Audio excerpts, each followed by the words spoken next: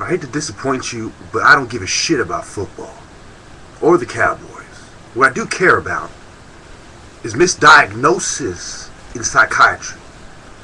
A 2001 study from the Journal of Psychiatric Studies shows, and I quote, misdiagnosis or incomplete diagnosis of bipolar disorder is extensive among psychiatrists.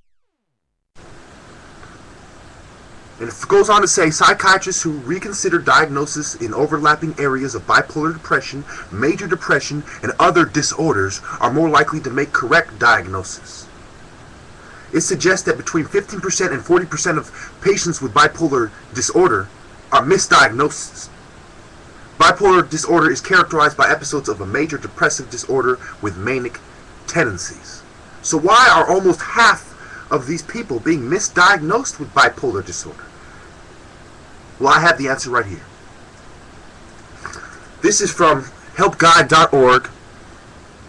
It's called Understanding Stress, Symptoms, Signs, Causes, and Effects. What is stress? Now, stress is a normal physical response to events that make you feel threatened or upset your balance in some way. So, events in your environment, normal response. The body's defenses kick into high gear in a rapid automatic process known as the fight or flight reaction, or the stress response. The stress response also helps you rise to meet your challenges. It goes on to say that the warnings and symptoms of stress are as follows.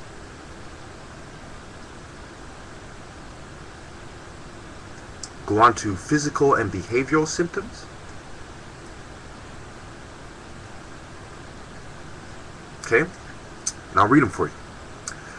Cognitive symptoms are memory problems, inability to concentrate, poor judgment, seeing only the negative, anxious or racing thoughts, constant worrying. So anxiety is a symptom of stress. Moodiness is an emotional symptom of stress. Irritability or short temper, an emotional symptom of stress. Agitation, inability to relax, feeling overwhelmed, sense of loneliness and isolation.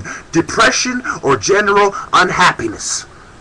So even the most commonly diagnosed so-called mood disorder, depression, is simply a symptom of stress.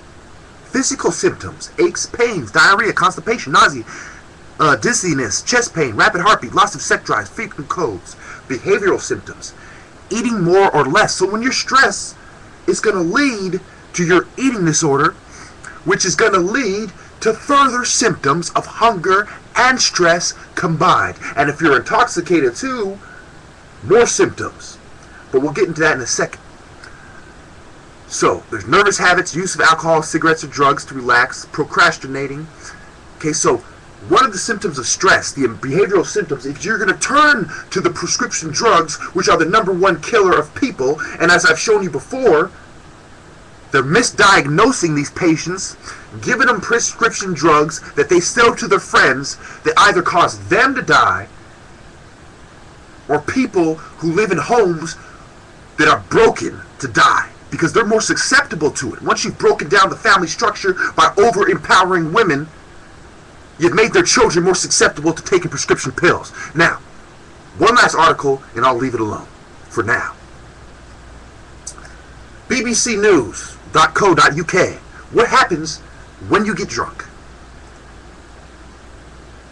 So we go on to the symptoms of being a drunk.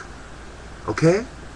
The symptoms of being drunk, such as disturbed balance, slurred speech, blurred vision, heavy sweating, dulling of our sensation of pain. Okay? It also affects the outer layer of the brain, the frontal cortex. Remember, they used to do lobotomies by messing up your cortex, the region concerned with conscious thought, which is why people under the influence of alcohol often lose their inhibitions. So, they lose their conscious thought, they lose their inhibition, they get misdiagnosed, whether they're a child, a young adult, or an older adult. They're misdiagnosed, they're given this dangerous prescription pill that kills people, and if they don't take it, there's a good chance that they'll sell it to somebody who will, and who will end up dying because of it. Fuck football. Let's end psychiatry and save our kids. Because our kids are victims of football too. How many spine injuries? How many deaths every year? But I'm not going to get into that because this is about psychiatry. So stop being a dumb, knucklehead football player and football fan and a drunk idiot who's trying to avoid their stress and nutrition, because you are susceptible to this too. Because you acting out because your favorite football team lost might lead you to being in an institution. You acting out because you're drunk because your favorite football team won might lead you to being in an institution. You stressed out and lack of nutrition might lead you to being in an institution. Don't let them fool you. Don't let them drug you. They are sinners. They work with their devil. And just like Bernanke, just like Petraeus and Panetta, they are parasitic filth. Greedy hogs.